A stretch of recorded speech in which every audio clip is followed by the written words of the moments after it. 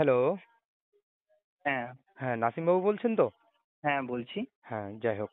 ৩২,০০০ যে শিক্ষক শিক্ষিকা নিয়োগে আপনাদের যে মামলাটি ২০১৬ রিক্রুটমেন্ট, তো এই বিষয়ে আপনার প্রথম থেকে পার্টিসিপেশন দেখেছি, আন্দোলন থেকে শুরু করে কোর্ট পর্যন্ত দৌড়ানো বিভিন্ন জায়গায়। তো আপনি তো সরাসরি মাঝে মধ্যে কোর্ট চত্বরেও থাকেন বা কোর্টের মধ্যে শুনানি দেখেন। তো গত দিনের শুনানিটা এক প্রকার মানে সিদ্ধান্তের পর্যায়ে চলে গেল, জজের মতামত বোঝা গেল যে জজ কোন দিকে এগোতে চলেছেন। তো আপনার এই বিষয়ে কি ধারণা হলো, আপনি যেহেতু কোর্টের মধ্যে ছিলেন? দেখুন, হ্যাঁ। ২০২৩ সালের ১২ই মে যখন আমাদের হ্যাঁ। ৩২,০০০ প্রাইমারি টিচার বাতিল হয়েছিল, হ্যাঁ। সেদিন থেকে আমরা হ্যাঁ। কিন্তু একটা বিষয়ের উপরই বিশ্বাস ছিল যে আমাদের ভারতীয় বিচার ব্যবস্থা আমাদের বাতিল করেছে। হ্যাঁ। বিচার ব্যবস্থার মাধ্যমেই আমরা কিন্তু আইনি লড়াইয়ের মাধ্যমেই কিন্তু আমরা ছিনিয়ে আনবো। হ্যাঁ। আমরা সে একদিনই কিন্তু আন্দোলন করেছিলাম বোর্ডে। হুম। তারপর কিন্তু আমরা আইনি লড়াইয়ের মধ্য দিয়েই গেছি। হ্যাঁ। সেই আইনি লড়াই দীর্ঘ ২.৫ বছর ধরে চলছে। হ্যাঁ। দীর্ঘ ২.৫ বছর ধরে স্টেতে আছি আমরা। হুম। এর আগের দিন হুম। বিচারপতি যেই অবজারভেশন গুলো দিয়েছে, হ্যাঁ। আমরা যে এতদিন যেই কথাগুলো বলতে চেয়েছি হ্যাঁ। এবং বলেছি, আমাদের যতগুলো আর্গুমেন্ট আছে, নিজের নোটস অফ আর্গুমেন্ট, সেইগুলোই বিচারপতি কিন্তু সেদিন তুলে ধরেছেন। ইয়েস। এবার কি রায় হবে না হবে তখন আলাদা ব্যাপার, কিন্তু আমরা যেটা বলতে চেয়েছি সেইটা হুম। কিন্তু তুলে ধরা হয়েছে সেদিনে। বেশ। এইটাই সবচেয়ে গুরুত্বপূর্ণ যে উনি বলেছেন যে এইভাবে সমস্ত রিক্রুটমেন্ট বাতিল করলে, আমরা যেটা শুনেছি লাইভ স্ট্রিমিং এ, তাদের লাইভ আছে, তাদের ফ্যামিলি আছে, তারা দীর্ঘদিন ধরে চাকরি করছে, এই যে পয়েন্টটা আমরা কিভাবে বাতিল করব। আরো একটি কথা বলেছেন যে যিনি বলছিলেন সেই সময় অ্যাডভোকেট সৌম্য মজুমদার স্যার বলছিলেন যে আপনারা ওই দিকে না গিয়ে সলিউশনের পথ বলুন, আমি এই পরিস্থিতিতে কি করতে পারি। তো এরকম একটা কথা কিন্তু আমরা দেখেছিলাম জাস্ট এমনটা। একদম একদম। হ্যাঁ। তো দেখুন, হ্যাঁ। উনি উনি কিন্তু দেখেছেন যে প্রথম প্রথম থেকে সেদিনের বক্তব্যটা বলি। হ্যাঁ। প্রথম থেকে আমাদের কুমারজ্যোতি তিওয়ারি, সিনিয়র আইনজীবী, হ্যাঁ। উনি কিন্তু বিচারপতিকে রিটের বাইরে বেশ কিছু কথা বলছিলেন। হ্যাঁ। তখন কিন্তু আমাদের মাননীয় আইনজীবী কল্যাণ ব্যানার্জি কিন্তু হ্যাঁ। উঠে দাঁড়িয়ে হ্যাঁ। হ্যাঁ। হ্যাঁ। অবজেকশন করেছিলেন। হ্যাঁ, আমি সেটা তারপরে তখন দেখবেন লাইভ লাইভটা, স্ট্রিমিং হ্যাঁ, বন্ধ তারপর হয়ে যায়। লাইভটা বন্ধ হয়ে গেল। হ্যাঁ। সেই লাইভটা যখন বন্ধ হয়ে গেছে, হ্যাঁ। সেখানে কিন্তু হুম। আমাদের মাননীয় আইনজীবী কল্যাণ বাবু হুম। হুম। হুম। মানে গলার স্বর উঁচু করেই কিন্তু বলেছিলেন হুম। যে এটা গাঙ্গুলির এজলাস নয়, যা খুশি বলা যায় না এখানে, হ্যাঁ। রিটের বাইরে কোনো কথা হবে না। যেই ক্যানগুলো অ্যাড হয়নি সেগুলো কিন্তু আর অ্যাড করা যাবে না। 4 হ্যাঁ। সেপ্টেম্বর ২০২৩-এ ক্যান অ্যাড বন্ধ হয়ে গেছে। তারপর কেন হবে, রিটের বাইরে কেন কথা বলা হচ্ছে, হ্যাঁ। এইটা কিন্তু বলেছেন যে, এবং বিচারপতিকে এটাও বলেছেন যে স্যার আপনি এই উল্টো পাল্টা যা খুশি সাবমিশন করছে, এগুলো তো শোনাটা ঠিক হচ্ছে না। হুম। এটা জোর গলাতেই উনি সেদিন বলেছেন। হুম। এবং তারপরেই আমরা দেখতে পেয়েছি, হ্যাঁ।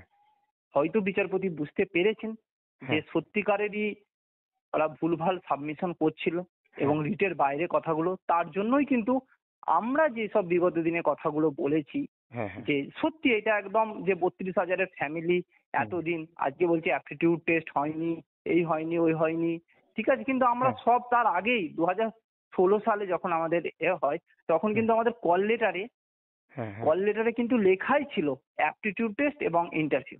তাহলে ইন্টারভিউ। যারা যারা আজকে এতদিন বা ২০২২ সালে এসে কেস করে বলছে যে আমরা অ্যাপটিটিউড টেস্ট দিইনি, হ্যাঁ। তারা তাহলে তখন দেখেনি যে আমার অ্যাপটিটিউড টেস্ট লেখা ছিল, হ্যাঁ। সেইটা আমি দিইনি। ইয়েস। তারা একদম, তখন সেটা কোথায় কি ছিলেন? তখন তাহলে কোথায় ছিল? আজকে ৫-৭ বছর চাকরি হয়ে গেছে, সেটা কিন্তু বিচারপতি তুলে ধরেছেন হুম। যে রাইট, কিছু রাইট। বছর বাদে এবার গ্র্যাচুইটি পাবে। হুম। হুম। তাহলে একদম। এতদিন বাদ বাদ যেতে পারে? আপনারা সলিউশন বলুন। হ্যাঁ, একদম, একদম। এই এরপর তারা হ্যাঁ। এবার ভাববে কি করে সলিউশন করা যায়। তাদের যদি মনে হয় যে কি করতে, তারা যদি রাজনৈতিক স্বার্থ সিদ্ধির জন্য লোকের কথা শোনে, তারা বুঝবে। সেইটা আমরা কিছু বলতে পারি না। তাদের হুম। ব্যাপার, তারা কি চাইবে। একদম, একদম। কিন্তু তারা গিয়েছিল তো চাকরির জন্য, যে আমাকে চাকরি দেন, আমি বঞ্চিত। তাদের সাবমিশন এখন অন্যরকম হচ্ছে, তারা বলছে হ্যাঁ রিপ্যানেল হোক, সবকিছু মিলেই। তো জাস্ট একটা টাইমে বলতে দেখছিলাম যে এখানে ট্রেন ক্যান্ডিডেটরাও আছে, যে ট্রেন ক্যান্ডিডেট যদি দুর্নীতি হয়ে থাকে তাহলে ট্রেন ক্যান্ডিডেটও দুর্নীতি অন্তর্ভুক্ত। তাদেরও একটি হয়নি, তাদেরও একই রিক্রুটমেন্ট, একই নোটিফিকেশন। তাহলে এখানে আমাদের একদম ট্রেন্ডের কোনো পার্টি করা নেই। আমি ট্রেন্ডে বাতিল করে দেবো, ওদেরকে ওটিকে সব বাতিল করে দেবো। যেটা সিঙ্গেল একদম বেঞ্চে জাস্টিস, একদম হ্যাঁ, যেটা সিঙ্গেল বেঞ্চে জাস্টিস অভিজিৎ গঙ্গোপাধ্যায় করেছিলেন, যে আপনাদের পার্টি না করে, আপনাদের বক্তব্য না শুনে, আপনারা মানে অভিযুক্ত কিনা প্রমাণিত না হয় আপনাদের সব চাকরি বাতিল করে দিয়েছে। সেই বিষয়টা এই জজ করতে চাইছেন না, রাইট? একদম। হ্যাঁ, এইটাতে আমি একটা কথা বলি। হ্যাঁ। দেখুন, বিচারপতি সেদিন বলেছেন, হুম। যদি অ্যাপটিটিউড টেস্ট হয়ে থাকে, হ্যাঁ। সেইটা হয় ট্রেন্ডের হয়েছে, হুম। তাহলে নন ট্রেন্ডেরও হয়েছে, নাহলে যদি হুম। হয়নি, সবার হয়নি, রাইট। তাহলে কেন শুধু 32,000 বাতিল হলো? এই হুম। প্রশ্নটা দেখবেন করেছে। হ্যাঁ, এবং হ্যাঁ, রাইট। এই প্রশ্নের মাধ্যমে ট্রেন্ড দেখে টানা নয়, বিচারপতি কিন্তু আগের যে বিচারপতি হুম। গাঙ্গুলি, হুম। হুম। মানে গাঙ্গুলি মহাশয় যে রায়টা ভুল দিয়েছিলেন, তারই কিন্তু প্রতিফলন, প্রতিফলন, যে হ্যাঁ, ভুল সেটাই আমি হয়েছে। ওখানে ধরতে চাইছি, যে বিচারপতি একদম, যে বলছেন যে ভুল হয়েছে। যারা অভিযুক্ত, যাদেরকে আমি চাকরিটা বাতিল করে দিচ্ছি, তাদেরকে আমি পার্টি করলাম না। ঠিক ট্রেন্ডের ক্ষেত্রেও তাই বলতে চাইছিলেন উনি, যে একদম, ওনাদের আমি না তাহলে আমি রেখে আমি পার্টি কি। করে একদম কি বাদ হ্যাঁ, দিয়ে দেবো? একদম। হ্যাঁ, এরকম একটি বিষয় বলতে চেয়েছিলেন। হ্যাঁ, এই এই যে গতদিনে শুনানিটা বেশ পজিটিভ মনে হলো, যেটা 15তম দিন ছিলেন শুনানির। 11 একদম। তারিখ তো আবার হুম হুম, শুনানি রয়েছে নিশ্চয়ই। ওই দিন আবার নতুন কিছু প্রতিফলিত হবে আশা করা যায়। তো অবশ্যই। নেক্সট দিন কে বলবেন রিট পিটিশনারদের পক্ষ থেকে সেরকম রিট কিছু? পিটিশনের থেকে, হ্যাঁ, সেই রকম বলতে এর আগের দিনই বলা হয়েছে। হ্যাঁ। এই মাননীয় সিনিয়র আইনজীবী সৌম্যবাবুই বলবেন, হ্যাঁ। তারপর অন্য কেউ বলতে পারে। আচ্ছা। তো এই মাসে কি শুনানি শেষ হতে পারে, এই যে চলছে সেপ্টেম্বর মাস বা পুজোর আগে? আশা করি যেটা আমাদের যে মনে হয়েছে, হ্যাঁ। যতটা সম্ভব রিট পিটিশনাররা আর আর 1-2 দিন টাইম পাবেন। হ্যাঁ। তারপরে কিন্তু আবার রিপ্লাইয়ের সময় 2-3 দিন হবে। হ্যাঁ। বা মোটামুটি 4-5টা হিয়ারিং হবে। হ্যাঁ, আচ্ছা, তারপরে আচ্ছা। আশা করব মানে কোনো একটা অর্ডার হবে। আচ্ছা। আশা করছি ভালো কিছুই হবে। আপনাদের অনেক লড়াই অবশ্যই, সংগ্রাম রয়েছে। এতদিনের লড়াই অবশ্যই অবশ্যই, কারণ সাথে থাকবেন। অবশ্যই, অবশ্যই সবসময়ই সঙ্গে থাকবো। আর হচ্ছে যেটা বিষয়টি হচ্ছে 15তম দিন, মানে গত দিনের শুনানিটা খুবই উল্লেখযোগ্য ছিল, যে আমরা এক প্রকার বিচারপতি কি বলতে চেয়েছেন সেই ভিউটা একটু হলেও কিন্তু বোঝা গেছে। কি মনে হয় আপনার? মানে মানে দেখুন, বিচারপতি বলতে চেয়েছেন সেটার থেকেও অবশ্যই, কিন্তু হ্যাঁ। আমরা আমরা যেটা বলতে চেয়েছি, আজকে 2.5 বছর ধরে যেটা আমরা বলতে চেয়েছি, হুম। হুম। এইটাই হচ্ছে এর আগের দিন একদিনেই কিন্তু আমরা সব অ্যান্সার গুলো পেয়ে গেছি। আচ্ছা। এইটাই সব থেকে ভালো। এতদিন ধরে 2.5 বছর ধরে যা বলতে চেয়েছি কোর্টে, সেইটা হ্যাঁ। কিন্তু একদিনে আমরা অ্যান্সারটা পেয়েছি। বেশ, বেশ। আচ্ছা, একটা জিনিস, একটা অভিযোগ দেখছিলাম চারিদিকে, যে যারা রিট পিটিশনার রয়েছেন বা যারা ক্যান ফাইল করেছেন, বা মূলত আমি রিট পিটিশনের কথাই ধরছি, 140 জন, তারা অনেকে বলছে কাট আপ ক্লিয়ার করেছে, আর অনেকে বলছে কাট আপ ক্লিয়ার করেনি। তার জন্য তারা ওই দাবিটা রাখছেন না যে আমাদের চাকরি দেওয়া হোক। তারা সিঙ্গেল বেঞ্চের যখন অর্ডার 32,000 বাতিল করে, তারাও কিন্তু তখনও চাকরির দাবি করেনি। দেখুন, হ্যাঁ। সিঙ্গেল বেঞ্চে যখন 2023 সালে হ্যাঁ। ফেব্রুয়ারি মাসের দিকে যখন হচ্ছিল, তখন হ্যাঁ। আমি কোর্টে গেছি।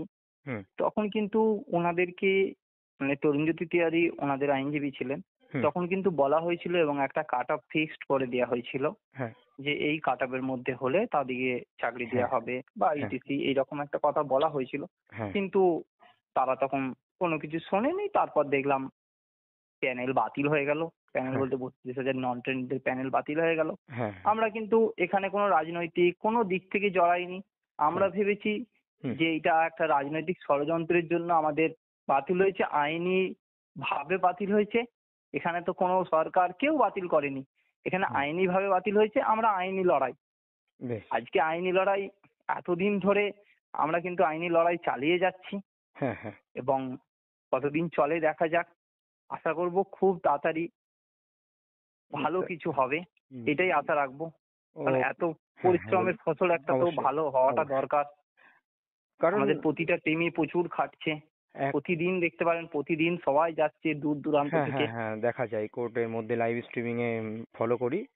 তো একটা জিনিস কিন্তু এখানে ৩ ধরনের মানুষ কাজ করছে, যেগুলো হচ্ছে আপনাদের মতো শিক্ষক শিক্ষিকা, আর একটা বিষয় হচ্ছে যারা মানে বঞ্চিত, যারা রিট পিটিশনার, হুম আর একটা ক্যান্ডিডেট হুম হচ্ছে যারা রাজনীতি করতে ঢুকেছে, বাতিল বাতিল বলে সবসময় চেঁচামেচি হুম, করে বিষয়টা। তো অ্যাকচুয়ালি এই সবকিছু যদি আবারও বাতিল করে, লাভ তো কারোর কিছুই হবে না। একদম। কারোর তো কিছুই লাভ হবে না এখানে। বরং এসএসসি যদি আমাদের মানে চোখ খুলিয়ে দিল, রাত পোহালেই এসএসসি এক্সাম 7 তারিখ। দেখুন, এখানে এসএসসি রাত পোহালে এসএসসি আবার হ্যাঁ মানে এক্সাম হতে হচ্ছে হ্যাঁ 7 এবং 14 তারিখ, কালকেই 7 তারিখ। এরপর এসএসসির ব্যাপারটা হচ্ছে ওদের বাতিল হয়ে গেছে, হ্যাঁ কিছু করার নেই, কিন্তু দেখবেন যোগ্য ছেলেরা অবশ্যই চাকরি অবশ্যই পাবে। অবশ্যই ফিরে পাবো। ঈশ্বর করুক সবাই পাক, অবশ্যই কারণ অবশ্যই। অনেক কষ্ট করে চাকরি পেয়েছে। ওই হ্যাঁ শুধুমাত্র 1800 জনের জন্য বাদবাকি সবাই বাতিল, কিন্তু কিছু করার নেই। একটা জিনিস আপনার প্রশ্ন করি, যে এসএসসি আর প্রাইমারির এই যে দুর্নীতি এই সম্পূর্ণ কিন্তু একটু ডিফারেন্ট বিষয় বলে মনে হয়, এসএসসি আর অবশ্যই প্রাইমারি। অবশ্যই অবশ্যই এসএসসি প্রাইমারি দুটোই কিন্তু ডিফারেন্স। হ্যাঁ এসএসসির বাতিল হয়েছে কোনো প্রাতিষ্ঠানিক দুর্নীতি, হুম হুম ওএমআর সিটের হুম হুম মিসম্যাচ, হুম। এইসব নিয়ে বিভিন্ন আরো নানা কারণ নিয়ে কিন্তু এখানে বাতিল কিন্তু হয়েছিল। এখানে কিন্তু তারা মানে যে দুর্নীতি হয়েছে, কারা টাকা দিয়ে চাকরি পেয়েছে তার প্রমাণ দেখাতে পারেনি কিন্তু একবারও। যে টেটে দুর্নীতি হয়েছে সেই প্রমাণটা কিছু কিছু সামনে এসছে হয়তো। একদম, দেখুন আমাদের আইনজীবীরা প্রথম থেকে বলে আসছে 2014 টেটে 3টে রিক্রুটমেন্ট হয়েছে। একটা হ্যাঁ, হচ্ছে 2016, 16, একটা হচ্ছে 2020, 20, যেটা 16,500, মানে 21-এ 16,500। নিয়োগ হয়েছে, 2020টাই ধরুন, হ্যাঁ, 2020। আর তারপরে 2022। যেটা হলো 2022 বলতে 2024-এ নিয়োগ হলো, হ্যাঁ, মানে নিয়োগটাই 22-এ বলছি, 24 হ্যাঁ হলো যে 22-এই ধরুন। ঠিক আছে, 11,765। হ্যাঁ 11,700, তার মধ্যেও কিন্তু এই 14 আছে। অবশ্যই অবশ্যই, তাহলে আমার এই পরিচিতই 14-র অনেকে আছে। মধ্যে, হ্যাঁ দেখুন 14-র মধ্যে হ্যাঁ, একটা হচ্ছে টেটে নাম্বার বাড়ানো, রাইট। সেইটা হচ্ছে দুর্নীতি। একটা হচ্ছে হুম, 269, হ্যাঁ, 94, এই 94। দুটোকেই কিন্তু বাতিল করেছিল আমাদের বোর্ড থেকেও। সিবিআই যখন লিস্ট দিয়েছিল তারপর বোর্ড কিন্তু বাতিল করেছিল। রমেশ তারা কিন্তু মালিকের কেস সুপ্রিম যেটা। কোর্টে, হ্যাঁ হ্যাঁ, তারা কিন্তু সুপ্রিম কোর্টের স্টে অর্ডারে তারা এখন বহাল তবিতে অবশ্যই চাকরি করছে। হ্যাঁ, তাদের থেকেও খারাপ পরিস্থিতিতে আমরা এতদিন ভোগ করে যাচ্ছি। রাইট। আমাদের 32,000-এর মধ্যে একজনেরও বিচারপতি দেখবেন বলেছেন, হ্যাঁ এইটা সব থেকে ভালো লেগেছে যে আমরা এতদিনে প্রতিষ্ঠিত করতে পেরেছি যে একজনেরও কিন্তু দুর্নীতি প্রমাণ হয়নি, তা সত্ত্বেও বাতিল। হ্যাঁ, একটা বিচারপতি জিনিস। এক জায়গায় বলেছেন যে হ্যাঁ, আপনারা তাহলে খুঁজে বার করুন, তাদেরকে আমি বেছে বেছে তুলে দেবো, এই রাইট কথাটা বলেছে। Right right. আরেকটা জিনিস, কিছুদিন আগে আমরা ট্রেন নন ট্রেন সমস্ত ক্যান্ডিডেটদের কিন্তু ডকুমেন্টস জমা নিয়েছিল প্রত্যেক এসআই অফিস অনুযায়ী। হুম হুম হ্যাঁ, হুম হুম। সেই সিবিআই তদন্তের জন্য, কিন্তু সেই সিবিআই এই 2 বছর হতে গেল কোনো তথ্য কি দিতে পেরেছে?